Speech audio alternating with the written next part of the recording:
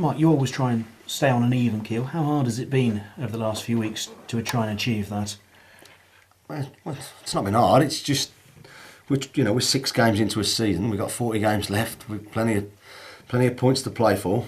We're trying to get to know the squad better. We've made a few changes. We're trying to be as good as we can, be as quickly as we can. We're trying to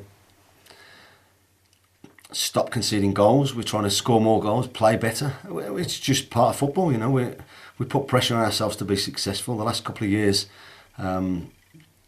we've had a little bit of success, if you like. So there's that added pressure. But it's a new season. We've not started particularly well, but we're out of nothing right now.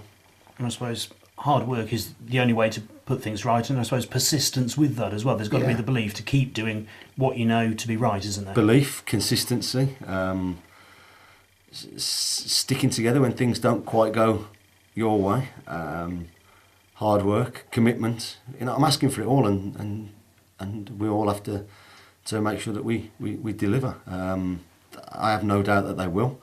We just, like I say, we're letting in silly goals at the minute, and it's affecting us all over the pitch.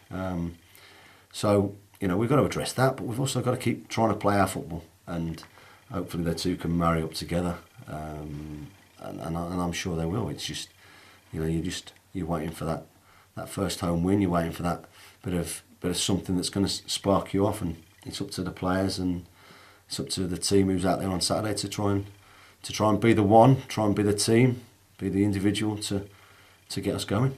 It's a massive game, big atmosphere, derby game. Oxford are flying, unbeaten so far this season.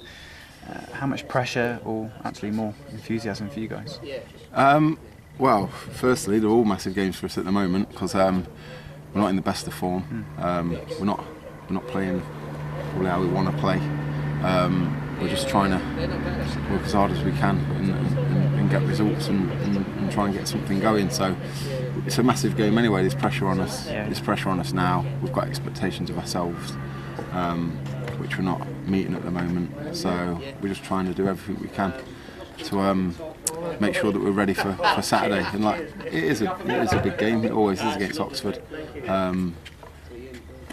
They'll have a big travelling support. They're always tough games, so it's going to be no different to any other game in the division, really. They're up there at the moment, found a bit of form, but still early in the season and everything to play for. You're an experienced head, and you've been in the league for years now. So is it easy to pinpoint where you're going wrong? Is it individual mistakes, or is it just as a group maybe not tight enough?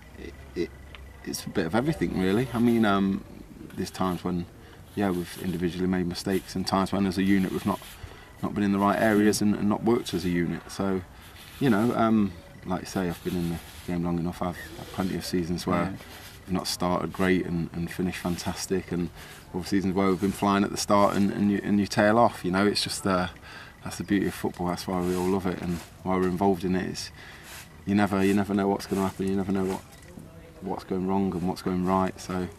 It's just one of them things where all you can do is work hard on the training pitch. Do everything you can on and off the field to make sure that you're right for a Saturday, and you just hope that you get a scruffy 1-0 win off Terrier's backside, or an own goal or a dubious penalty decision for you, and then things turn, and that's how quickly it does in football. So, as long as we keep the right positive attitude and we're working hard in training, then I see no reason why we won't be fine. And looking at the dugouts on Saturday, you and Chris Wilde are now the 3rd and 5th most longest serving managers in the 92 clubs. I mean, that's something, isn't it? Yeah, I like Chris. He's a great bloke, good football man, and I'm glad it's happening for him. He's they've started really well. They've got some really good players. Looks like they've got a good spirit about them. They'll keep hearing, the camaraderie they've got to win the group. We've got that, but it doesn't quite come out when you don't win games all the time. So now Chris I think he's made some really astute signings. I think I'm really pleased for him that things look like they're going to have a successful season. He's a good man.